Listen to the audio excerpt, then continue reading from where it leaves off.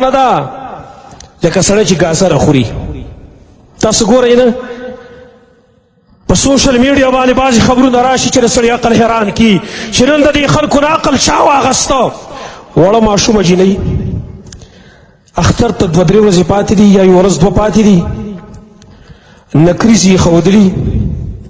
یې ښودلې بهر ته راوتې، بازار ته راوتې ده، چېرته بنګړي منګړي به په لاس وي، بازار کې به سودا کوي، او دې ظالم او دې قاتل هغه ماشومه قتل کړې ده، لاس یې کټ کړی دی او بنګړي ته ایستلي دي.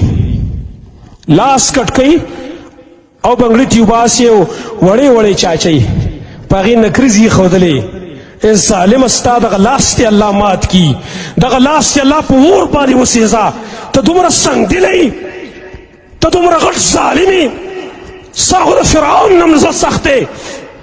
فرعون به چې څنګه منور بچي د نور چا په واسطه باندې ذبح کول، تا خو د هغې په شانته کار وکړو چې وړې وړې چاچې تا په چاړه باندې کټلې او تا هغه قتل کړله.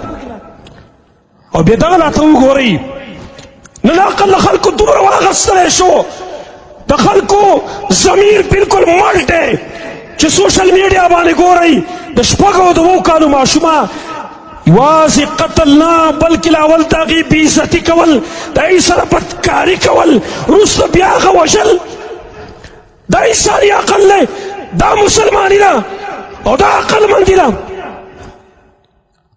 دومره زمونږ عقل واغستلی شو. د رسول الله صلی الله علیه وسلم اصل نه ویلي چې په دغه زمانه کې به د خلکو عقلونه واغستلی شي، عقل به په چا کې نه وي. ظالم ته چې دا وړه ماشومه وژنې، د هغې بېعزتي او بدکاري ورسره کوې، بې قتلې. ته لور نه لرې، ته خور نه لرې، ته نوسۍ نه لرې، ته دومره بې ضمیرې. ستا دغه لاس دې چوري شي چې تا په دغه لاس سره دې ماشومې بېعزتي کول او تا وژله.